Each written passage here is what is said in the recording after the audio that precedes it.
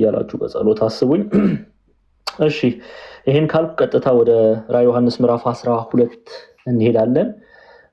የዮሐንስ ራዕይ ምዕራፍ 12 እንግዲህ በክፍል 2 ነው ዛሬ የምናየው። ከቁጥር ምዕራፍ 12 ቁጥር 1 2ን አይተናል። በጣም ክሪቲካል የሆነ ስለሆነ እያንዳንዱን ቨርስ ራዕይ ዮሐንስ ላይ ምዕራፍ 12 ላይ እንቆያለን። በደንብ አድርገን ነው ማየት መረዳት ያለብንና ይሄንን ምዕራፍ 12 በደንብ ማወቅ መረዳት ያስፈልጋል። ስለዚህ እያንዳንዱን ቨርስ ባይ ቨርስ ጊዜ እየወሰድን በደንብ እናንተ በደንብ እስክትረዱ ድረስ ከዚህ በኋላ ጥያቄ እንዲሆንባችሁ አልፈልግም። ራዕይ ዮሐንስ ምዕራፍ 12 ላይ ያቺ ሴት ማን ናት የሚለው ተመልሷል። አሁን በባለፈው ሳምንት በደንብ ማብራሪያ ተሰጥቶ ተመልሷል። ከዛ ነው የምንቀጥለው ማለት ነው። ዛሬ ደግሞ የምናየው ዘንዶ የተባለው ማን ነው? ዘንዶ የተባለው ማን ነው? ዘንዶ 7 ራሶች 10 ቀንዶች አሉ። ምንን ነው የሚገልጹት እነዚህ 7 ራሶች 10 ቀንዶች? ዘንዶ ለምንድን ነው ታላቅ የተባለው? ዘንዶ ታላቅ ነው ወይ? አሁን ብዙ ሰዎች በነገራችን ላይ ክሪቲክስ የሚባሉ በቃ ክሪቲሲዝም የሚያቀርቡ ሰዎች እንዴ ዘንዶ እንዴት ነው ታላቅ ሊሆን የሚችለው የሚል ጥያቄ ያነሳሉ። ደግሞ ተጽፏል። ኦኬ ደግሞ ተጽፏል። ቁጥር 3 ላይ ስታነቡ ታላቅ ቀይ ዘንዶ ይላል። እንግዲህ ከመቼ ጀምሮ ነው ዘንዶ ታላቅ የሆነው? ለምንድን ነው ቀይ የተባለው? ለምን አረንጓዴ አልተባለም? ቀይ ብቻ ነው እንዴ? ለምን ነጭ አልተባለም? ለምን ጥቁር አልተባለም? ብሎ የሚጠይቁ ብዙ ሰዎች አሉ። እነዚህ ነገሮች ክርስቲያኖች ማወቅና መረዳት አለባችሁ። በደንብ አድርጋችሁ ማወቅና መረዳት አለባችሁ። ስለዚህ እነሱን የምናይ ይሆናል እና በዛ መልኩ እንሄዳለን። እግዚአብሔር እስከፈቀደልን ድረስ ነው ዛሬ የምንማረው። ሊደክማችሁ ስለሚችል በተቻለ መጠን ለተወሰነ ጊዜ ነው፣ በነገራችን ላይ ለተወሰነ ጊዜ ነው፣ ወደ ቀድሞ ሰዓታችን እንመለሳለን። ስለዚህ ምሽት ሰዓት ስለሆነ ከ1 ሰዓት በላይ ላለመጠቀም እሞክራለሁ። ከ1 ሰዓት በላይ እና ያው እንትን ካለ ከደከማችሁ አሳውቁኝ። እሺ እጠይቃችኋለሁ። ልቀጥል ስል ቢ ኦነስት ችግር የለም። እኔ ራዕይ ዮሐንስን መጨረስ ሳይሆን እናንተን መማራችሁ ነው ገንዘብ ማድረግ የምፈልገው፣ ማወቃችሁን ነው ገንዘብ ማድረግ የምፈልገውና በዛ ሂደት እንቀጥላለን ማለት ነው። ኦኬ በዛ ሂደት እንቀጥላለን። የባለፈው ሳምንት ትምህርት ያመለጣችሁ ሰዎች ይለቀቃል፣ ቴሌግራም ላይ ይለቀቃል። ስለዚህ መለስ ብላችሁ አድምጡ። በጣም ቬሪ ኢምፖርታንት ነው። ባለፈው ሳምንት ላይ የተጠቀሰችው ሴት ማናት የሚለውን ነጥቦች አይተናል። እቺ ሴት ማናት የሚለውን አይተናል። ለቤተክርስቲያን ለእመቤታችን ሰጠን አይተናል። ለእመቤታችን ሲሰጥ በምን አውድ ነው የሚሰጠው የሚለውንም መጠንቀቅ እንዳለብን ምዕራባውያን በሚተረጉሙት አተርጓጎም አይደለም ቤተክርስቲያን የምትተረጉመው። ለእመቤታችን ሲሰጥ እንዴት ነው ለእመቤታችን የሚሰጠው የሚለውንም አይተናል። በዛ ዙሪያ ደግሞ ከሌላ ቤተ እምነት የሚቀርቡ ጥያቄዎች አሉ። እናንተ ኦርቶዶክሳውያን ተሳስታችኋል ብለው የሚጠይቁ በጨዋ ደንብ ለሚጠይቁ ሰዎች መልስም ደግሞ ተሰጥቷል። አጥጋቢ የሆነ መልስ ተሰጥቷል። ምጥ ይዟት ጮህች የሚለው እንዴት ይተረጎማል የሚለውንም አይተናል። ስለዚህ ያመለጣችሁ እባካችሁን ገብታችሁ የቤተክርስቲያን ትምህርት እንድታደምጡ እንድትማሩ አደራ እላለሁ። ኦኬ በጣም ልንጠነቀቅና ልናውቅ ያስፈልጋል የቤተክርስቲያንን ትምህርት። ዝም ብሎ እንዲያው ምንጩ ከማይታወቅ ሶርሱ ከማይታወቅ ቦታ እየተቀዳ የምትመገቡት የምትጠጡት ምግብ መጠጥ ሊኖር አይገባ። ቤተክርስቲያን ንጹህ የሆነ ቤተክርስቲያን ትምህርት አላት። ያንን መለስ ብላችሁ አድምጡ። በጨዋ ደንብ ለምናችኋለሁ። ከዛ ነው የምንቀጥለው ዛሬ ማለት ነው። ዛሬ ደግሞ የምናየው ራዕይ ዮሐንስ ምዕራፍ 12 ከቁጥር 3 ጀምሮ ያለውን ሐሳብ ነው። ኦኬ 3 ጀምሮ ቁጥር 1 እና 2 አይተናል። ከ3 ጀምሮ እንቀጥላለን ማለት ነው። ከ3 ጀምሮ እንቀጥላለን። እሺ እዚህ ላይ እንግዲህ ስለ ዘንዶ ነው ዛሬ ደግሞ የምንማረው። ኦኬ ምንም መፍራት አያስፈልግም። ምንም የሚያስፈራ ነገር አይደለም። እኛ የምናመልከው አምላካችን የእናታችን የቅድስት ድንግል ማርያም ልጅ ኢየሱስ ክርስቶስ ዘንዶውን ድል ያደረገ አምላክ ነው። ድል ያደረገውን ኢየሱስ ክርስቶስ ይዘን ድል የተደረገውን የተሸነፈው አውሬ ሊያስፈራን ሊያሸማቅቀን አይገባም። ኦኬ። ስለዚህ ቅዱሳን መጽሐፍትን ይዘን እንማራለን ማለት ነው። እሺ ራዕየ ዮሐንስ ምዕራፍ 12 ቁጥር 3 ልጀምር። ሪኮርድ የምታደርጉ ልትኖሩ ስለምትችሉ ምልክት አድርጉልኝ። ልቀጥል ምልክት አድርጉልኝ። ልቀጥል። ዝግጁ ናችሁ? የምትጽፉ ሪኮርድ የምታደርጉ ልቀጥል። እሺ አይልዬ መልካም። እሺ አምብል ተባረኩ። እሺ ራዕየ ዮሐንስ ምዕራፍ 12 ቁጥር 3 ሌላ ምልክት በሰማይ ታየ ብሎ ይጀምራል። ሌላ ምልክት በሰማይ ታየ። ኦኬ። ሌላ ምልክት የተባለው መጀመሪያ ያየነው ምልክት አለ። ኦኬ። መጀመሪያ የታየ ምልክት አለ። ይሄ ምልክት ቁጥር 1 ላይ እናገኘዋለን። ታላቅ ምልክት በሰማይ ታየ ብሎ ይጀምራል። ያ እሺ ባካችሁ ስልክ አትደውሉ። እሺ ሌላ ምልክት በሰማይ ታየ መባሉ ሌላ ከዚህ በፊት የታየ ሌላ ምልክት አለ። ኦኬ። ሌላ የታየ ምልክት አለ። ይሄንን የት ነው የምናገኘው? እዛው ቁጥር 1 ላይ እናገኛለን። ምዕራፍ 12 ቁጥር 1 ላይ ስትመጡ ታላቅ ምልክት በሰማይ ታየ ብሎ ፀሐይን ተጎናጽፋ ጨረቃ ከእግሮቿ በታች ያላት በራሷም ላይ የ12 ከዋክብት አክሊል የሆነላት አንዲት ሴት ነበረች። እርሷም ጸንሳ ነበር፣ ምጥም ተይዛ ልትወልድ ተጨንቃ ጮኸች ይላል። ይሄ ምልክት ታይቷል ቀድሞ። ኦኬ ታይቷል። አሁን ቁጥር 3 ላይ ሌላ ምልክት በሰማይ ታየ ቢል ያ ከታየው በኋላ ሌላ ደግሞ የታየ ምልክት ሌላ የታየ ነገር እንዳለ እየገለጸልን ነው። ኦኬ። አሁን ቁጥር 3 ላይ ስትመጡ ሌላ ምልክት በሰማይ ታየ ብሎ ይጀምራል። ኦኬ። ይሄንን ባለፈው የግሪክ ትራንስሌሽን የትራንስሌሽን ላይ ቃሉ ሲሚዮን ብሎ እንደሚተረጉመው አይተናል። ላሳያችሁ አንዴ። ለምሳሌ የራዕየ ዮሐንስ ምዕራፍ 12 ላይ ስትመጡ ምልክት የሚለውን ሲሚዮን ሳይን ወይም በግሪኩ ሲሚዮን ይለዋል። ኦኬ። ተመሳሳይ ቃል ነው። የሚገርማችሁ ነገር ተመሳሳይ ቃል ነው የሚጠቀመው። ራዕየ ዮሐንስ ምዕራፍ 12 ቁጥር እንመለስ 1 ላይ የተጠቀመው ቃል ምልክት የሚለው አሁንም ቁጥር 3 ላይ ምልክት ነው የሚለው ሲሚዮን የሚለውን ቃል ነው የሚጠቀመው። ኦኬ። ታላቅ የሆነ ክስተት ማለት ነው። የአማርኛው ቃል የሚገባው በደንብ ያብራራዋል ተብሎ የሚገባው ቃል ክስተት የሚለው ነው። ኦኬ። ክስተት፣ ታላቅ ክስተት፣ የሆነ ትልቅ ነገር ሀፕን እያደረገ ነው። ኦኬ። ትልቅ ነገር እየታየ ነው። ምልክት ወይም ክስተት የሚለውን ያዙት እና ቃል በቃል ሲሚዮን ይላል። ይሄ ራዕየ ዮሐንስ ምዕራፍ 12 ቁጥር 1 ላይ ያለው ነው። ራዕየ ዮሐንስ ምዕራፍ 12 ቁጥር 3 ላይ ያለውንም እንመልከት። በግሪኩ the same wording ነው የሚጠቀመው፣ ሲሚዮን ይለዋል። ይሄው ቁጥር 3 ተመልከቱ። and was seen another sign. ኦኬ። ሌላ ክስተት which is ተመሳሳይ ሲሚዮን ማለት ነው።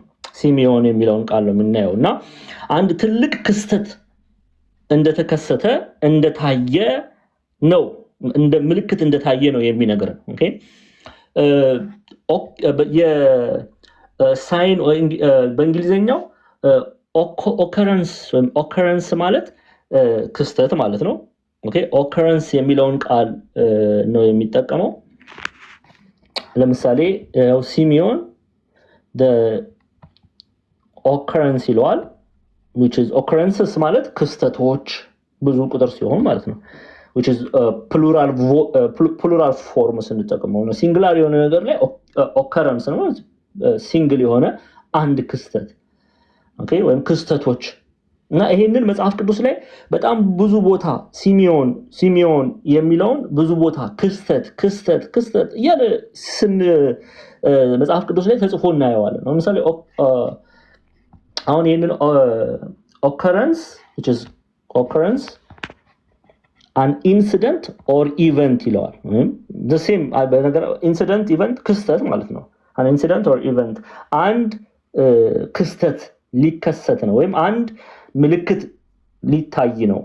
አንድ ክስተት ምልክት እያላችሁ ልተረጉሙ ትችላላችሁ። just ሐሳቡን እንድትይዙ ስለምፈልግ ነው። አንድ ትልቅ የሆነ ክስተት ትልቅ የሆነ ምልክት ሊታይ ነው ማለት ነው። ሊታይ ነው። ለምሳሌ መጽሐፍ ቅዱስ ላይ ብዙ ቦታ ለምሳሌ የማቴዎስ ወንጌል ምዕራፍ 12 ቁጥር 38 ላይ ብትሄዱ ማቴዎስ ወንጌል ምዕራፍ አስረጅ ለምትይዙ ማቴዎስ ወንጌል ምዕራፍ 12 ቁጥር 38 ሁለቱን እናያለን። እዛው 38 እና 39 ላይ ማቴዎስ ወንጌል ምዕራፍ 12 ቁጥር 38 ተመልከቱት። በዚያን ጊዜ ከጻፎችና ከፈሪሳውያን አንዳንዶች መለሱና መምህር ሆይ ካንተ ምልክት እንድናይ እንወዳለን። ምልክት እንድናይ እንወዳለን። እዛው ቁጥር 39 ላይ እርሱ ግን መልሶ እንዲህ አላቸው፣ ክፉና መንዘራ ትውልድ ምልክት ይሻል። የሆነ ትልቅ የሆነ ክስተት ይሻል።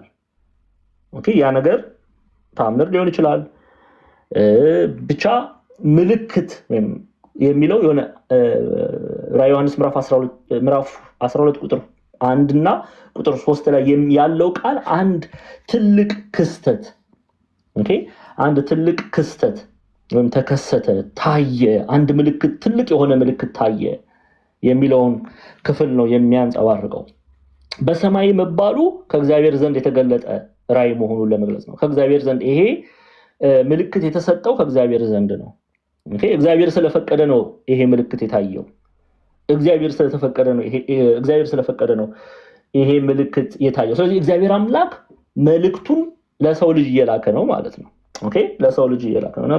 በሰማይ የሚለው ግራ እንዳያጋባችሁ። ከእግዚአብሔር የተላከ መልእክት ለማን? ለቤተ ክርስቲያን። ለማን? ለእኔና ለእናንተ። ቅዱሳን መጽሐፍት ከእግዚአብሔር ዘንድ ናቸው የተላኩት። ስለዚህ ሌላ ምልክት በሰማይ ታየ፣ እግዚአብሔር ገለጠ። በእግዚአብሔር ኃይል የተገለጠ ራዕይ አሁን ሊታይ ነው። የእግዚአብሔር መልእክት ሊነበብ ነው። እግዚአብሔር ምን ሊያስተምረን ነው የፈለገው? ያን የምናይበት ይሆናል ማለት ነው። እነዚህን ነገሮች ማወቅ መረዳት ይረዳናል። መጽሐፉን በደንብ ጠልቀን ለማወቅ ገንዘብ ለማድረግ እጅጉን ይረዳናል። ስለዚህ ተመሳሳይ ነው። ሌላ ምልክት በሰማይ ታየ ማለቱ ሌላ የሚለው ቃል የተጨመረበት አስቀድሞ ቁጥር 1 ላይ ታላቅ ምልክት በሰማይ ታየ ተብሎ ፀሐይ ተጎናጽፋ ጨረቃ ከእግሮቿ በታች ያላት በራሷም ላይ የ12 ከዋክብት አክሊል የሆነላት አንዲት ሴት ነበረች ያለው ያን ከዛ ደግሞ የተለየ ደግሞ ሌላ ምልክት በሰማይ ታየ። ሌላ የሚለው ቃልም የተለየ መሆኑን ለመግለጽ ነው። አሁን ደግሞ ያየው ምልክት ምንድነው? ሌላም ምልክት በሰማይ ታየ ካለ በኋላ እነሆ ታላቅ ቀይ ዘንዶ። አሁን የታየው ስለ ዘንዶ ነው። ቀደም ስለ አንዲት ሴት አይተናል። ያን በትርጓሜ በደንብ ፈተናል። ያቺ ሴት ማናት አይተናል። ከዛ በኋላ ደግሞ ሌላ ምልክት ታያለ። ይሄ ምልክት ደግሞ ስለምንድን ነው የሚነግረን? እነሆም ታላቅ ቀይ ዘንዶ 7 ራሶች 10 ቀንዶች ነበሩት፣ በራሶቹም ላይ 7 ዘውዶች ነበሩ ይላል። አሁን ይሄን ነው የምናየው ማለት ነው። አሁን የምናየው ይሄን ነው። የመጀመሪያው ምልክት ስለ ሴቲቱ አይተናል። ሁለተኛው አሁን ከዛ ደግሞ የሚቀጥለው ምልክት ስለ ዘንዶ ይሆናል ማለት ነው። ስለ ዘንዶ ይሆናል። አሁን ዛሬ ስለ ዘንዶ የታየው ምልክት ምንድነው? ምንን ይናገራል? የሚለውን ነጥቦች እናያለን። እግዚአብሔር አምላክ ይረዳን። እሺ እነሆም ታላቅ ቀይ ዘንዶ ይላል። አሁን ደግሞ ሌላ ምልክት በሰማይ ታየ የሚለውን ካየን ይሄን በደንብ ከተረዳን ቀጥታ የምንሄደው እነሆም ታላቅ ቀይ ዘንዶ የሚለው ነው። ግራ እንዳትጋቡ እነዚህን ከጨረስን በኋላ ደግሞ ወደ 7 ራሶችና 10 ቀንዶች መባሉ ምንን ይናገራል የሚለውን እናያለን። ኦኬ እሺ እነሆም ታላቅ ቀይ ዘንዶ ይላል። ኦኬ ታላቅ ለምን ተባለ፣ ቀይ ለምን ተባለ የሚለውን እናያለን። ኦኬ ዘንዶ የተባለው ማን ነው? ከዛ ብንጀምር ዘንዶ የተባለው ዲያብሎስ ነው። ይሄ ምንም አያሻማም። ራሱ እዚሁ በነገራችን ላይ ራሱ እዚሁ መጽሐፍ ቅዱስ ላይ ዘንዶ የተባለው ዲያብሎስ እንደሆነ ይነግረናል። ኦኬ እቱ ጋር አስረጅ እንድትይዙ ፈልጋለሁ። ቁጥር 9 ላይ ትመጡልኛላችሁ። አይ ነው ቁጥር 9 ገና አልደረስንም። እዛ ስንደርስ በደንብ የምናብራራው ነጥቦች ይኖራሉ። ለቁጥር 3 ግን ለመረዳት ዘንዶ የተባለው ማን ነው የሚለውን ለማወቅ ለመረዳት ቁጥር 9 ላይ እንምጣ። ቁጥር 9 ላይ እንዲህ ይላል። ራዕይ ዮሐንስ ምዕራፍ 12 ቁጥር 9 ማለት ነው። እሺ አብረን እናንብበው። ዓለሙን ሁሉ የሚያስተው ዲያብሎስና ሰይጣን የሚባለው ታላቁ ዘንዶ እርሱም የቀደመው እባብ ተጣለ። በነገራችን ላይ ራዕይ ዮሐንስ ላይ የቀደመው እባብ እያለ ይጠራዋል፣ ዘንዶ እያለ ይጠራዋል። ኦኬ ግን ዓለሙን ሁሉ የሚያስተው ዲያብሎስና ሰይጣን የሚባለው ታላቁ ዘንዶ እርሱም የቀደመው እባብ ተጣለ፣ ወደ ምድርም ተጣለ፣ መላእክቱም ከእርሱ ጋር ተጣሉ ይላል። ቁጥር 9 ላይ ስንመጣ ይሄ ክፍል ምንድነው የሚያብራራው? በዛው ቦታ ላይ ስንደርስ ምናየው ይሆናል። ግን ቀይ ዘንዶ የተባለው ማን ነው? ዲያብሎስ ነው። ይሄን እንድትይዙልኝ ፈልጋለሁ። ዲያብሎስ ነው። ኦኬ ዲያብሎስ ነው። እሺ እነሆም ታላቅ ይለዋል። ታላቅ መባሉ ምንን ነው የሚያሳየው? ለምንድን ነው ታላቅ? ከመቼ ጀምሮ ነው ዲያብሎስ ታላቅ የሆነው? ወይስ ታላቅ መባሉ ምንን ያሳያል የሚለውን ማወቅና መረዳት ያስፈልጋል። ኦኬ እሺ አሁን ታላቅ የተባለበት ሚስጥር ቀድሞ የነበረው ክብር ታላቅ ነበር። በእግዚአብሔር ዘንድ ቀድሞ የነበረው ክብር ዲያብሎስ ታላቅ ነበር። ስለዚህ ታላቅ የሚለውን ቃል እናየዋለን። ቀድሞ ተሰጥቶት የነበረው ስፍራ ታላቅ ነበር። ኦኬ በሰማይ የነበረው ስፍራ ታላቅ ነበር ከመጣሉ በፊት ኦኬ ታላቅ ስፍራ ነበር። በነገራችን ላይ እግዚአብሔር አምላክ እኔና እናንተንም እኮ በታላቅ ስፍራ ነው አይደል እንዲያስቀምጠን የነበራል። በኃጢአት ግን በእኛ በጥምቀት ወደ ቤተክርስቲያን ስንጨመር ዝቅ ወዳለ ስፍራ ነው እንዴ ተጨመረ? ታላቅ ቦታ አይደል እንዴ? ህይወት ነው የሰጠን እኮ አይደል ጌታችን መድኃኒታችን ኢየሱስ ክርስቶስ። ግን በኃጢአታችን ምክንያት ከዚህ ክብር ኦኬ እግዚአብሔር ካከበረን ከዚህ ክብር የምንወድቅ ብዙዎች አሉ በኃጢአት ምክንያት። ዲያብሎስም ቀድሞ የነበረው ክብር ታላቅ ነበረ። ኦኬ በሰማይ ተሰጥቶት የነበረው ስፍራ ታላቅ ነበረ ሲል ነው እነሆም ታላቅ ቀይ ዘንዶ የሚለው። እስቲ መጽሐፍ ቅዱስ አስረጅ ልስጣችሁ። ኢሳይያስ ምዕራፍ 14 ቁጥር 12 ላይ ተወስዱልኛላችሁ። ኢሳይያስ 14:12 ተመልከቱ። እሺ ኢሳይያስ 14:12 ኦኬ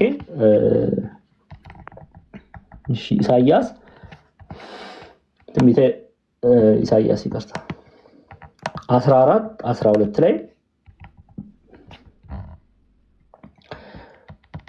ከመውደቁ በፊት የነበረውን ክብር ተመልከቱ። አንተ የንጋት ልጅ የአጥቢያ ኮከብ ሆይ ይላል። እንዴት ከሰማይ ወደቅ? ከፍ ካለ ቦታ እንዴት ወደቅ? አሕዛብንም ያዋረድህ አንተ ሆይ እንዴት እስከ ምድር ድረስ ተቆረጥ ይለዋል። ቀድሞ የነበረው ክብር ከፍ ያለ ነበረ። ግን ከዛ ክብር በኃጢአቱ ምክንያት በበደሉ ምክንያት ወደቀ፣ ተጣለ። ስለዚህ ራዕይ ዮሐንስ ላይ ግን ስለ አውሬው ገና ሲጀምር ታላቅ ሲለው ዲያብሎስን ቀድሞ የነበረው ክብር ታላቅ እንደነበረ ለመግለጽ ነው የሚጠቀመው ታላቅ የሚለውን ቃል። ስለዚህ እነሆም ታላቅ ቀይ ዘንዶ ብሎ ይጀምራል። ኦኬ እነሆም ታላቅ ቀይ ዘንዶ። እሺ አንድምታ ትርጓሜያችን እንዲህ በደንብ እንድትረዱት። እሺ የቤተክርስቲያናችን አንድምታ ትርጓሜ ታላቅ ስለምን አለው የሚለውን ክፍል እናያለን። ኦኬ አብይ አለው ዲያብሎስን ማለት ነው። ምን አለው? አብይ አለው በቦታ ከሁሉ በላይ ነበረና ይላል። አያችሁ ነበረ ብሎ አይደለም ነበረና ቀድሞ የነበረውን ቦታውን ለመግለጽ ነው ታላቅ የተባለው። ከኔ ጋር ናችሁ? እየገባችሁ ነው? እየተረዳችሁ ነው? ክርስቲያኖች እየተረዳችሁ ነው? ስለዚህ ታላቅ መባሉ ግራ ላይ ያጋባን አይገባም። የቀድሞ ቦታውን ለመግለጽ ነው። እሺ መልካም። እሺ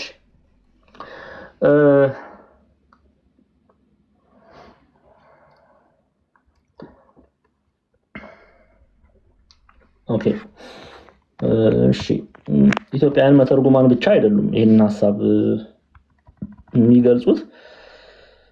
አንዴ ለምሳሌ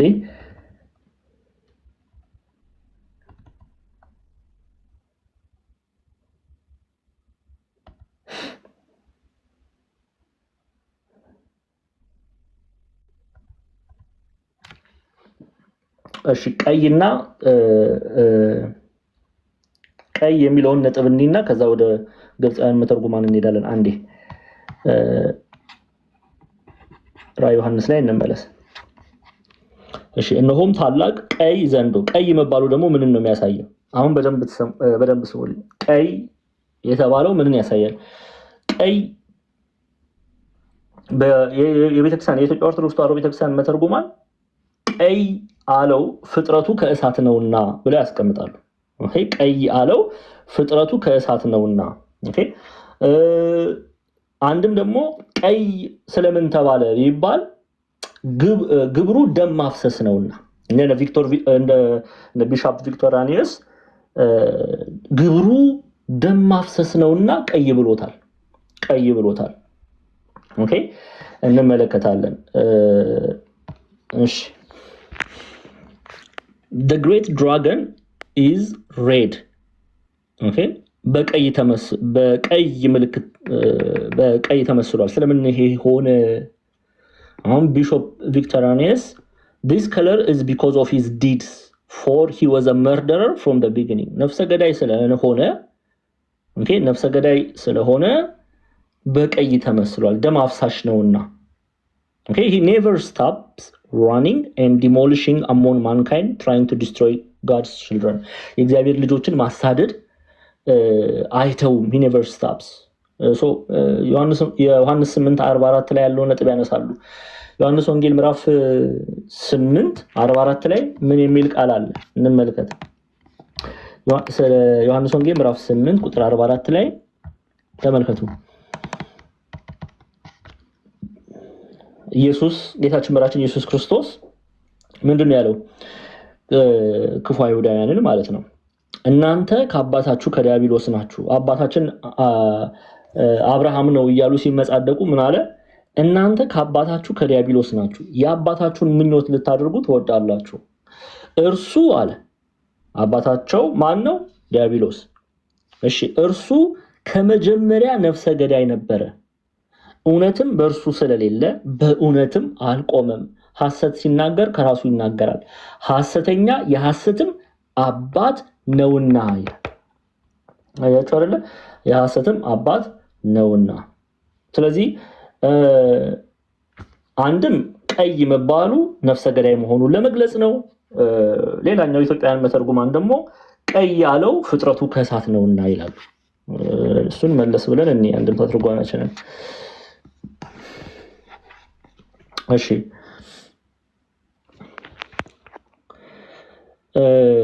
ቀይ አለው ተፈጥሮ ከእሳት ነውና፣ አብይ አለው በቦታ ከሁሉ በላይ ነበረና ይላል። ነበረና በቦታው ከሁሉ በላይ ነበረና። ስለዚህ እነዚህ ሁለቱን እይታዎች ልናይ ይገባል። አውሬ የተባለው ማን ነው? ዲያብሎስ ነው። ምልክት ታየ፣ አውሬው እያሉ ነው። ዲያብሎስ ነው። ይህንን እዛው መጽሐፍ ቅዱስ ላይ ቁጥር 9 ላይ የምናየው እውነት ነው። ራዕይ ምዕራፍ 12 ቁጥር 9 ላይ ብትመጡ ዓለሙን ሁሉ የሚያስተው ዲያብሎስ ሰይጣን የሚባለው ታላቁ ዘንዶ እርሱም የቀደመው እባብ ተጣለ። ስለዚህ ታላቅ መባሉ የቀደመው ክብሩ ታላቅ መሆኑን ለመግለጽ ነው። ቀይ መባሉ አንድም ፍጥረቱ ከእሳት እንደሆነ ለመግለጽ፣ አንድም ነፍሰ ገዳይ ግብሩን ለመግለጽ የገባ ቃል ነው። ስለዚህ እነሆም ታላቅ ቀይ ዘንዶ ይለዋል። ኦኬ እሺ እንቀጥላለን። እሺ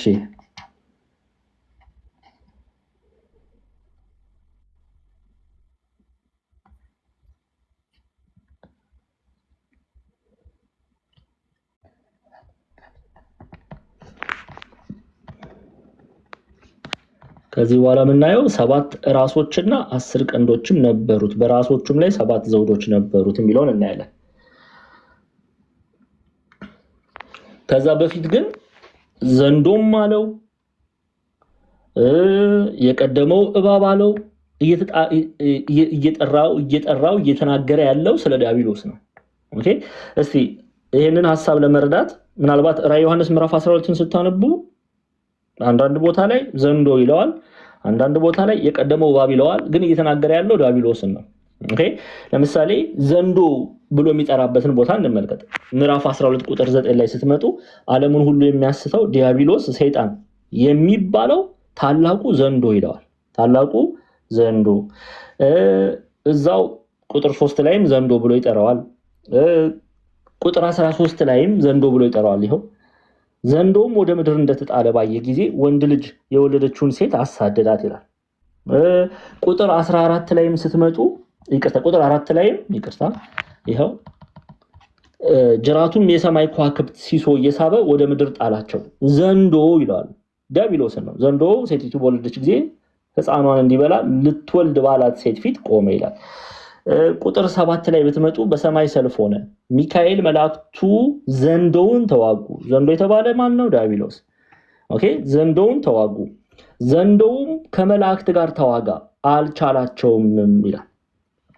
ቁጥር 16 ላይ ብትመጡ ይሄው ምድሪቱም ሴቲቱን ረዳቻት፣ ምድሪቱም አፏን ከፍታ ዘንዶ ከአፉ ያፈሰሰውን ወንዝ ዋጠች ይላል። ኦኬ ወንዝ የተባለ ምንድነው? እሱን እዛ ስንደርስ የምናየው ይሆናል። ዘንዶ የተባለ ግን ዲያብሎስ ነው። ኦኬ ቁጥር 17 ላይም ስትመጡ ዘንዶ በሴቲቱ ላይ ተቆጥቶ የእግዚአብሔርን ትእዛዝ የሚጠብቁትን የኢየሱስ ምስክር ያላቸውን ከዘራው የቀሩትን ሊዋጋ ሄደ፣ በባህር አሸዋ ላይም ቆመ ይላል። ዘንዶ የተባለ ዲያብሎስ ነው።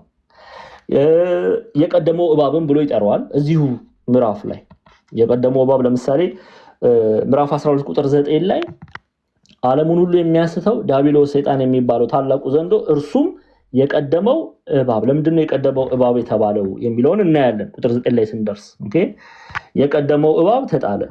ኦኬ የቀደመው እባብ ተጣለ፣ የቀደመው እባብ ብሎ ይጠራዋል። ቁጥር 14 ላይም ስትመጡ ከእባቡም ፊት ርቃ አንድ ዘመናትም የዘመንም እኩሌታ ወደምትመገብበት ወደ ስፍራዋ በረሃ እንድትበር ለሴቲቱ 2 የታላቅ ንስር ክንፎች ተሰጣት ይላል። ከእባቡም ፊት ርቃ አያችሁ፣ እባብ ብሎ ይጠራል። እባብ የተባለ ማን ነው? ዲያብሎስ ሰይጣን። ቁጥር 15 ላይም ብትመጡ እዛው ቁጥር 14 እንዳለፋችሁ 15 ላይ እባቡም አያችሁ፣ እባቡም ሴቲቱን በወንዝ እንድትወሰድ ሊያደርግ ወንዝ የሚያህል ውሃ ከአፉ በስተኋላ አፈሰሰ። ለምንድነው በስተኋላ ያፈሰሰው? እናያለን። ምንድነው ውሃ የተባለው? እናያለን። ይሄንን ሁሉ እዛው ምዕራፍ 15 ላይ ስንደርስ እናያለን። ስለዚህ ዘንዶ የቀደመው እባብ የተባለው ዲያብሎስ ነው። ግልጽ ነው። ዲያብሎስ ነው፣ ግራ እንዳትጋቡ። እሺ እንቀጥል።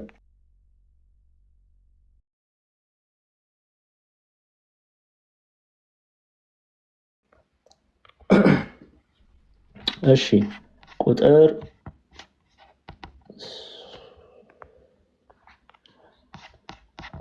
7 ራሶች እዛው ቁጥር 3 ላይ ነው ያሉት። 7 ራሶች እና 10 ቀንዶችም ነበሩት፣ በራሶቹም ላይ 7 ዘውዶች ነበሩ ይላል። ይሄንን እናያለን ማለት ነው። አሁን 7 ራሶች የተባሉት ምንድናቸው? 10 ቀንዶች የተባሉት ምንድናቸው የሚለውን እናያለን። ኢትዮጵያውያን መተርጉማን ምን ብለው ያስቀምጣሉ፣ ግብፃውያን መተርጉማን ምን ብለው ያስቀምጣሉ የሚለውን ነጥብ እናያለን። ኦኬ ሁለቱንም እያነጻጸርን እናያለን። እንግዲህ 7 ራሶች የተባሉት ኢትዮጵያን አባቶቻችን 7 ራሶች 10 ቀንዶችም ነበሩ፣ በራሶቹም ላይ 7 ዘውዶች ነበሩ ይላል። ኦኬ መጀመሪያ 7 ራሶች የተባሉት ምንድናቸው የሚለውን ከማየታችን በፊት ግብፃውያን መተርጉማን 7 የሚለውን እንግዲህ ስለ 7 ቁጥር እንደው ዛሬ መልሰን ራዕይ ዮሐንስ ምዕራፍ 1 ላይ አንሄድም፣ አስተምረናል አይደለ? ፍጹምነትን የሚያሳይ ነው 7 ቁጥር በመጽሐፍ ቅዱስ ላይ እና ለምሳሌ ቄስ ቴዎድሮስ ማላቲ በፓትሪስቲክ ኮሜንታሪያቸው ላይ እንደ ቡክ ኦፍ ሬቨሌሽን he has 7 heads 7 ራስ ማለት ነው። ማን ነው 7 ራስ ያለው የተባለው? አውሬ የቀደመው እባብ የተባለው ይቅርታ ዘንዶ የተባለው ዲያብሎስ 7 ራስ አለው ተብሏል። he has 7 heads which means he is constantly thinking of this battle ይላል። ኦኬ እሺ 7 ራሶች አሉት የተባለው ዲያብሎስ ነው። እንግዲህ እስቲ እንቁጠረው 1 2 3 4 5 6 እና እዚች ጋር የተሸፈነች 7 ራሶች አሉት። ዲያብሎስ። ለምንድነው 7 ራሶች የተባለው? ግብፃውያን መተርጉማን 7 ያው እንደምታውቁት 7 ፍጹም ቁጥር ነው የሚናገረው። 7 መባሉ ሁልጊዜ ቤተክርስቲያንን ማሳደድ፣ ከቤተክርስቲያን ጋር መዋጋት፣ ኦኬ የክርስቶስ ተከታዮችን ክርስቲያኖችን እጅ መጫን፣ ሁልጊዜ ለጦርነት የተዘጋጀ ነው፣ ለክፉ ስራ የተዘጋጀ መሆኑን ለመግለጽ ይላሉ። አንደኛ ትይዝልኛላችሁ፣ እንመለሳለን። ኢትዮጵያ ሊቃውንትም እናያቸዋለን። ስለዚህ ለምሳሌ ፓትሪስቲክ ኮሜንታሪ ላይ ቄስ ቴዎድሮስ ማላቲ he has 7 heads 7 ራሶች አሉት which means he is constantly thinking of this battle okay ሁልጊዜ ቤተክርስቲያን ላይ ለጦርነት የተዘጋጀ፣ ቤተክርስቲያንን ማሳደድ፣ ቤተክርስቲያን ላይ እጅ መጫን የእርሱ ግብሩ መሆኑን ለመግለጽ he has 7 heads which means he is constantly thinking of battle ጦር ውጊያ። የሚዋጋው ማንን ነው? ቤተክርስቲያንን። የሚዋጋው ማንን ነው? ቅዱሳንን። አይ በአንደኛው 100 ክፍለ ዘመን ተዋግቷል፣ ስለዚህ ሁለተኛ ሶስተኛ አራተኛ አይዋጋም አንልም። ሁልጊዜ ቤተክርስቲያንን እንዳሳደደ ነው። ይሄው ዛሬ ያየናል እንዴ? ዛሬ ያየናል። ፍጹም የሆነ ጥላቻ አለው ለቤተክርስቲያን። ዘንዶ ዲያብሎስ ስንቱን በላ፣ ስንቱን ወሰደ። ይሄው ዛሬ ላይ እድሜ ለቲክቶክ ሰው ከእግዚአብሔር ቃል ይልቅ በዘንዶ የተዋጠ ስለሆነ፣ በዲያብሎስ የተበላ ስለሆነ የሚፈልገው ምንድነው?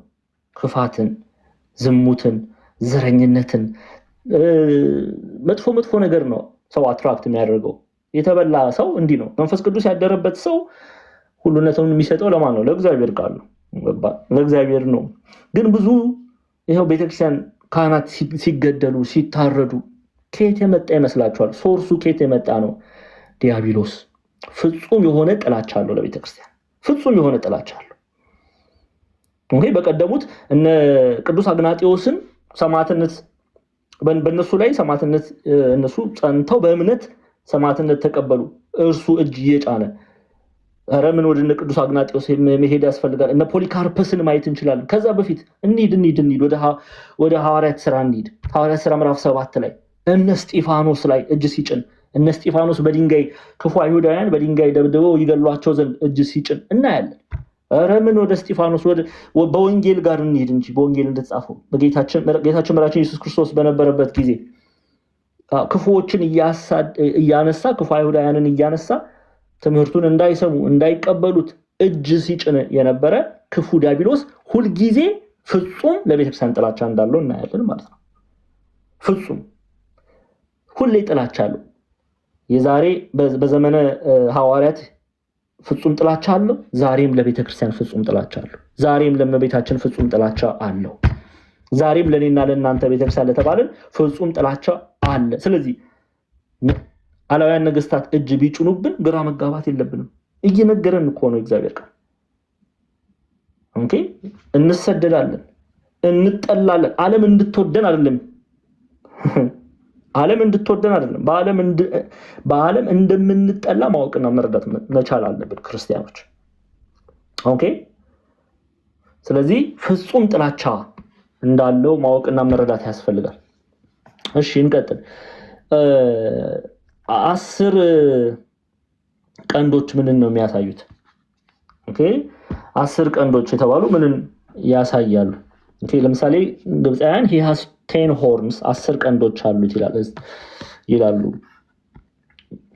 ያው በምስሉ ላይ እንደምታዩት ለመቁጠር ይከብዳል። ብቻ 10 ቀንዶች ምንን ይናገራል? 10 ቀንድ ተባለ ያንን እናያለን።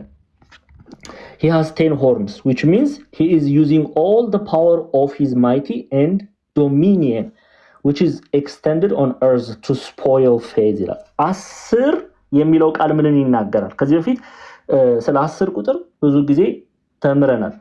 10 ሙሉነትን ነው የሚያሳየው። ሙሉ የሆነን ለምሳሌ አስተውላችሁ ከሆነ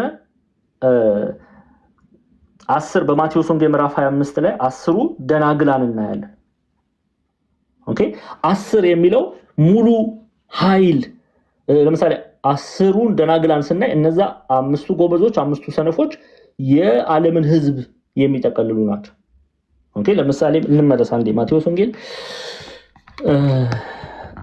25 ላይ እንዲያሳየዋችሁ ቁጥር 10 ከቁጥር ማቴዎስ ወንጌል ምዕራፍ 25 ከቁጥር 1 ጀምሮ በዚያን ጊዜ መንግስተ ሰማያት መብራታቸውን ይዘው ሙሽራውን ሊቀበሉ የወጡ 10 ቆነጃጅትን ትመስላለች።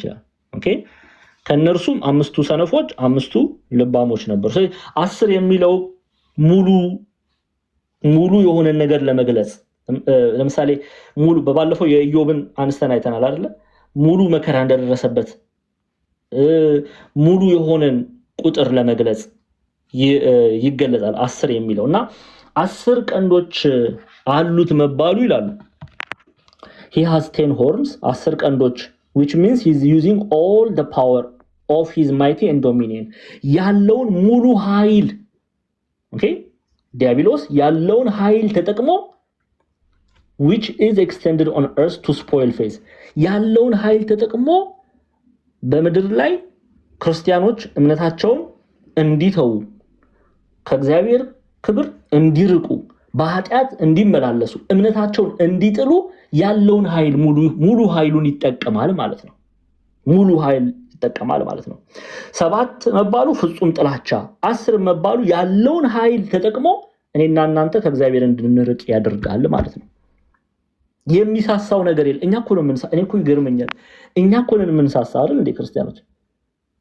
እኛ ወደ እግዚአብሔር ቤት ሂዱ ስንባል ምክንያት እንደረድራ አረ እኔ እኮ ደክሞኛል አይ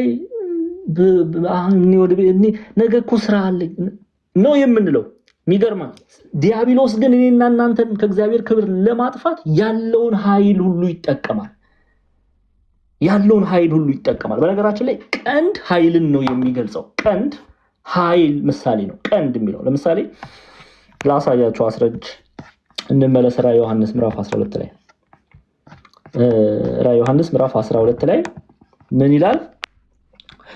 7 ራሶች እና 10 ቀንዶችም ነበሩት ይላል። ቀንድ ምንን ያሳያል? ኃይልን ነው የሚያሳየው። ለዚህ ነው አንድም እናያዋለን። ሌሎች ትርጓሜዎችም አሉ። አባቶች በተለያዩ መልኩ ይፈቱታል፣ እናያቸዋለን። ግን 10 ቀንዶችም ነበሩት መባል ቀንድ ኃይልን ይናገራል። ያለውን ኃይል ሁሉ ተጠቅሞ ክርስቲያኖችን ከእግዚአብሔር ክብር እንዲርቁ እንደሚያደርግ ለመግለጽ ይገባቃሉ። እና ቀንድ የሚለው ለምሳሌ መዝሙረ ዳዊት 75:10 ላይ ብትመጡ ተመልከቱ። መዝሙረ ዳዊት ለምትይዙ ሰዎች መዝሙረ ዳዊት 75:10 ላይ ትመጡልኛላችሁ። ይሄው መዝሙር 75:10 ላይ ምን ይላል? የኃጥአንን ቀንዶች ሁሉ እሰብራለሁ፣ የጻድቃን ቀንዶች ግን ከፍ ከፍ ይላሉ ይላል። ቀንድ የሚለው ኃይልን ነው።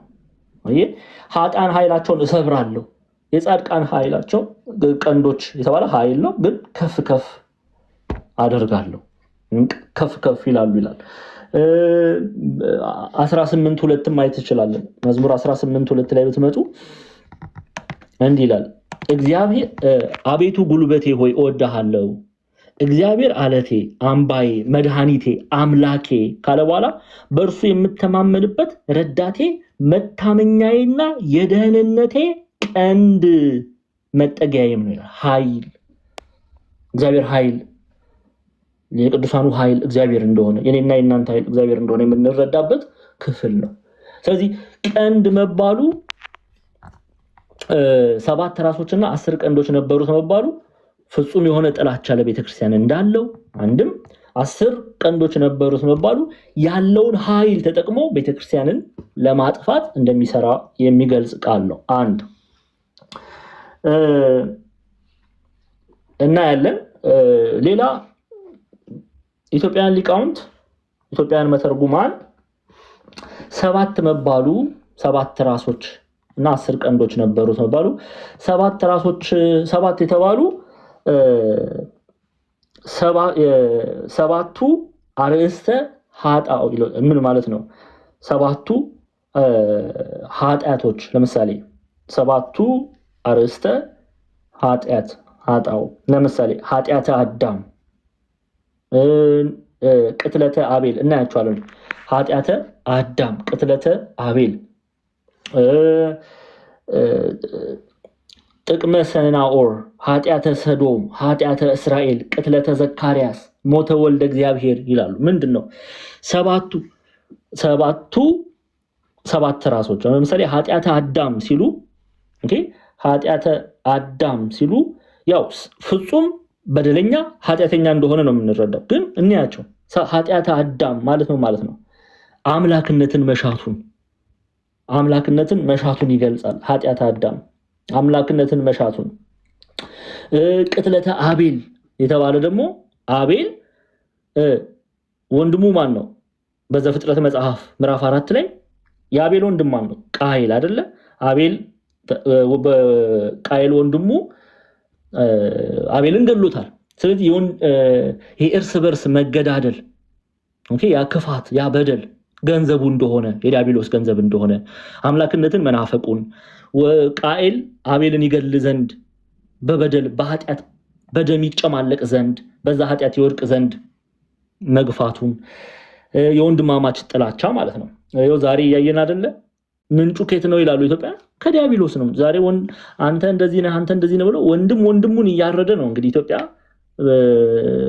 እያያችሁ ነው። የኃጢአት መናኸሪያ ሆናለች። መጨካከን ከየት ነው የመጣው? ምንጩ ከዲያብሎስ። ጥቅመ ሰናኦር ይላሉ። ጥቅመ ሰናኦር ማለት እግዚአብሔርን በመመራመር ለማግኘት የባቢሎን ሰዎች እንዳደረጉት እግዚአብሔርን በመመራመር ለማግኘት የሚሞክሩ ሰዎች አሉ። እግዚአብሔርን በምርምር ይገኛል እንዴ? ሲመልሱልኝ እግዚአብሔርን በማትስ በኬሚስትሪ ምናምን ለማግኘት የሚፈልጉ በእምነት ሳይሆን በፍቅር በትህትና ሳይሆን በምርምር ለማግኘት እግዚአብሔርን በጥበብ መሞከር። ኃጢአተ ሰዶም ይላሉ አባቶቻችን። ኃጢአተ ሰዶም ማለት መቼም እችንማ በነገራችን ላይ ኃጢአተ ሰዶም ሲባል ይሄ ተመሳሳይ ጾታ ተራክቦ መፈጸም ማለት ነው። ያ ብቻ ግን አይደለም። ኃጢአተ ሰዶም ሲባል በሰዶም ያለ ኃጢአትን ነው። እዛ ውስጥ ብዙ አይነት ኃጢአት አለ። ግን ኃጢአተ ሰዶም ሲሉ አበው ኃጢአት የተባለ በተመሳሳይ ጾታ ለምሳሌ ወንድ ከወንድ ጋር መጋባት። ዛሬ እኮ በነገራችን ላይ ዛሬ አይኖቻችን ይሄን ነገር ለምደው ኢትዮጵያ ውስጥ እኮ እንደዚህ አሁን በጣም እንደዚህ አይነት ኃጢአት በዝቷል። ምንም አይመስለንም። አንዳንዶቻችን ምንም አይመስለንም። ለዝሙት የሚገፋፋ ልብስ ለብሰው ሲወጡ ወጣቶች እንዲያው እንደግፋቸዋለን። አረ አንዳንዱማ ምን ችግር አቤት ዘመን እንዲያው ጌታዬ ሆይ ማራናታ እባክህ ቶሎና። እውነት ክፉ ዘመን ላይ ደርሰናል።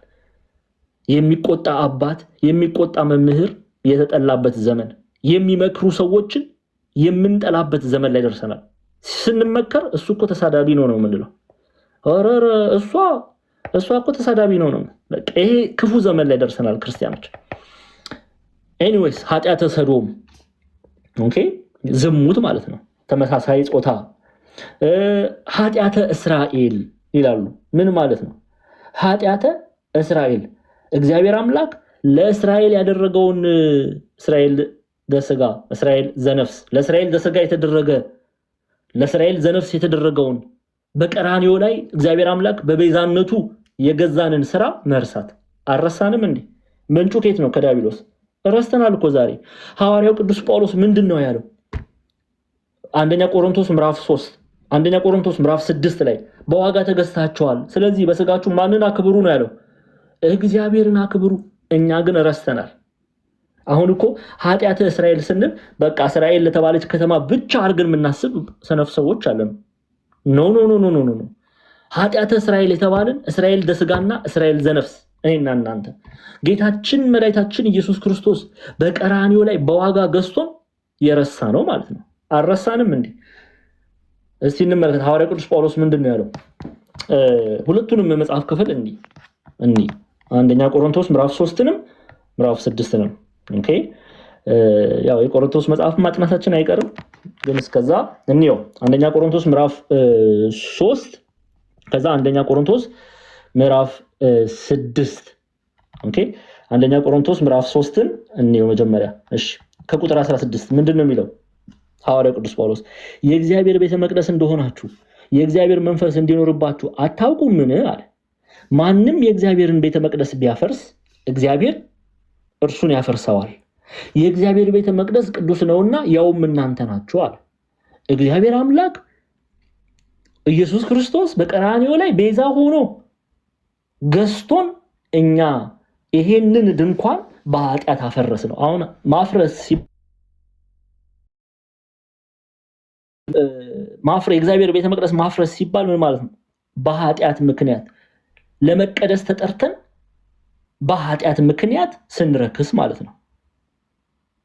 ክርስቲያን ይሄ ድንኳን ለምንድን ነው የተጠራው? እግዚአብሔርን ያመሰግንበት ዘንድ ነው።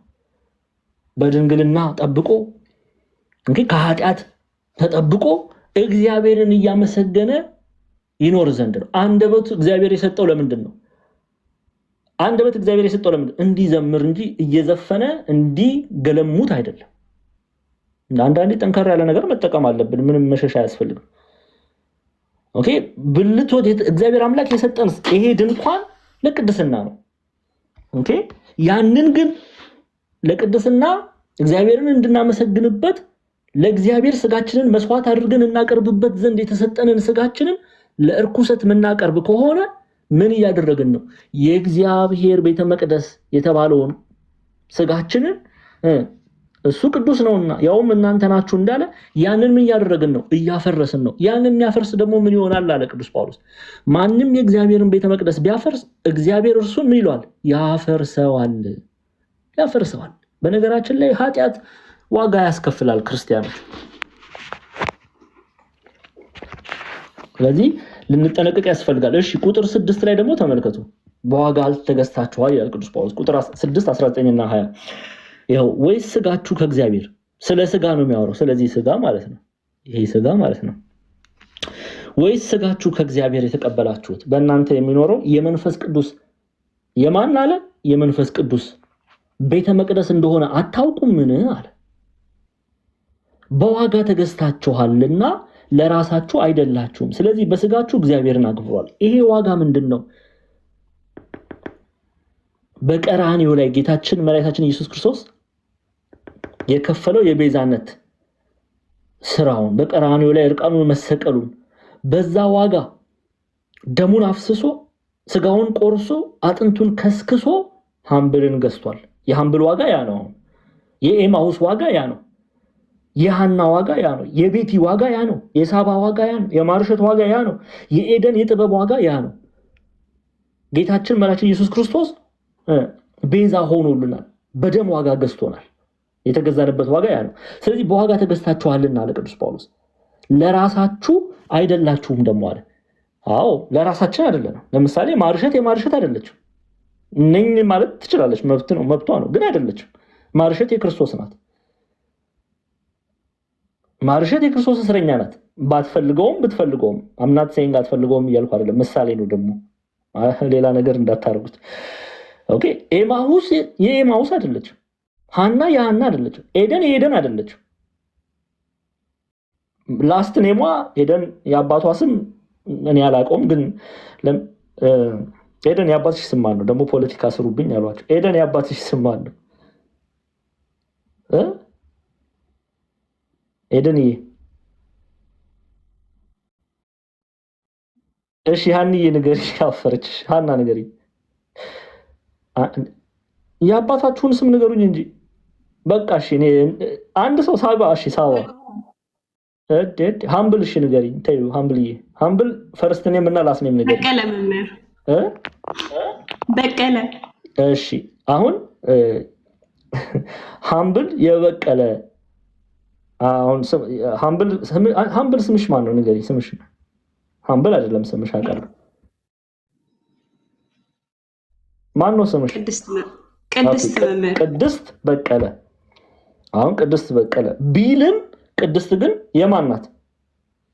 አይደለም ቅድስት በቀለም የራሱ አይደለም፣ ቅድስትም የራሱ አይደለችም። የማን ናቸው? የክርስቶስ በዋጋ ተገዝተዋል። ስለዚህ ቅዱስ ጳውሎስ በዋጋ ተገዝታችኋልና ለራሳችሁ አይደላችሁም ማለት። ስለዚህ የክርስቶስ ናችሁ ሲል ምን እያለ ነው? የራሳችሁን ፍላጎት አይደለም መፈጸም ያለባችሁ። የክርስቶስ ኢየሱስ የሆኑት የክርስቶስ ኢየሱስ የሆኑት ክርስቶስ የሚፈልገውን ያንን መልካም የሆነውን የቅድስና ህይወት ገንዘብ ያደርጋሉ ማለት ነው። ስጋቸው የሚፈልገውን ኃጢአት አይደለም የሚፈጽሙት፣ ስጋቸውን እየጎሰሙ ለክርስቶስ ይኖራሉ ማለት ነው። ስለዚህ በስጋችሁ እግዚአብሔርን አክብሩ አለ። በስጋችሁ እግዚአብሔርን አክብሩ ሲል ስጋችሁን ቅዱስ መስዋዕት አድርጋችሁ አቅርቡ። እንዴት? ከኃጢአት ለዩ እያለን ነው። በነገራችን ላይ የክርስቶስ ኢየሱስ የሆኑት ኃጢአትን ከክፉ መሻቱና ከምኞቱ ጋር የሰቀሉ ነው። ምንም ማድረግ አይቻልም። ይሄ እውነታውን መቀበል አለብን። እኔ አይደለም ያልኩት፣ ዲያቆን ዛማኑኤል አይደለም። ይሄው ቅዱስ ጳውሎስ ነው ያለው። ገላትያ ምዕራፍ 5 ላይ ነው ቁጥር 24 ላይ ይሄው ገላትያ ምዕራፍ 5 ቁጥር 24 ምንድነው የሚለው ቅዱስ ጳውሎስ? የክርስቶስ ኢየሱስ የሆኑት ስጋን ከክፉ መሻቱና ከምኞቱ ጋር ሰቀሉ። የነሱ ይሄ የስጋን ምኞት አይደለም የሚያስሙት። ክርስቶስ በእነርሱ መንፈስ ቅዱስ በእነርሱ ውስጥ ማግኘት የሚፈልገውን ፍሬ፣ መልካም መስዋዕት ነው የሚያቀርቡት። በቅድስና ነው የሚመላለሱት። ለዛ ነው ቅዱስ ጳውሎስ የክርስቶስ ኢየሱስ የሆኑት ስጋን ከክፉ መሻቱና ከምኞቱ ጋር ምን ያሉት ናቸው? የሰቀሉት ናቸው። ሰቀሉ ሲል ምን ማለት መሰለህ? ተዉ ማለት ነው። ኃጢአትን የተዉ፣ ዝሙትን የተዉ። ከባድ እኮ ነው። እውነት እኮ ነው። ቀላል አይደለም እኮ። ፈተና አለ እኮ። ግን ታግለው እግዚአብሔርም ኃይሉን ሰጥቷቸው በፍጹም በቅድስና በድንግልና ጸናለሁ ማለት ቀላል አይደለም። ከባድ ነው።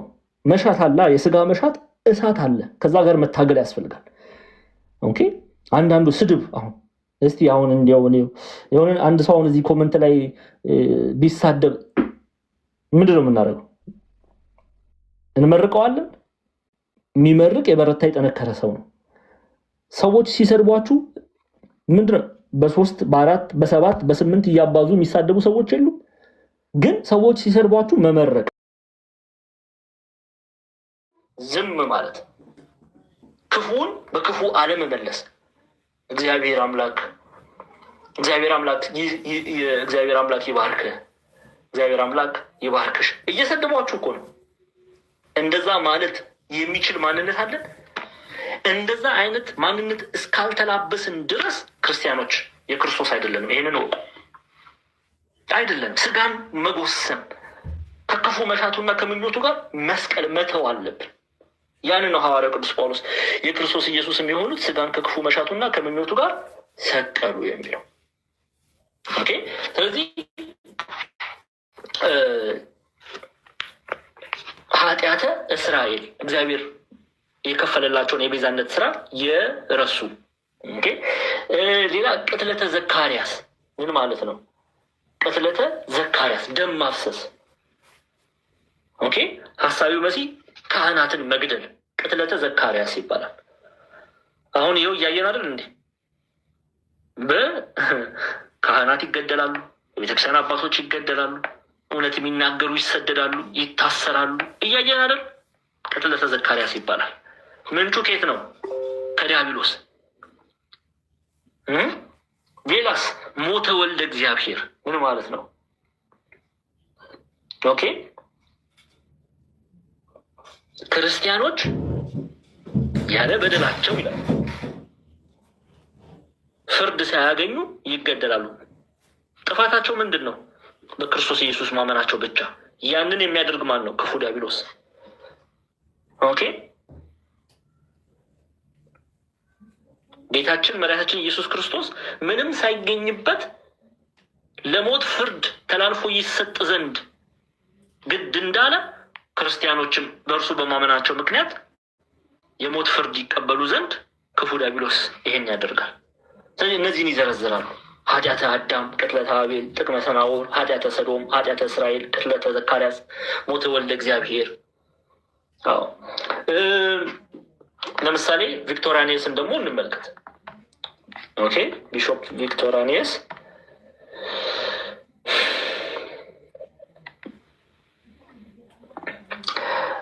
እሺ ያው እሳቸው ደግሞ ምን ይላሉ የሚለውን እኔ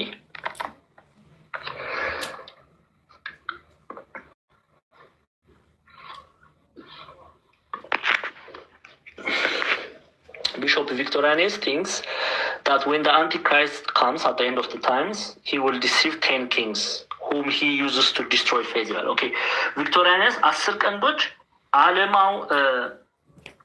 ዓለማውን ማለትም ዲያብሎስ ዓለማውን ዓላማው ምንድን ነው? ቤተክርስቲያንን ማሳደድ፣ ክርስቲያኖችን መግደል፣ ማጥፋት አይደለ?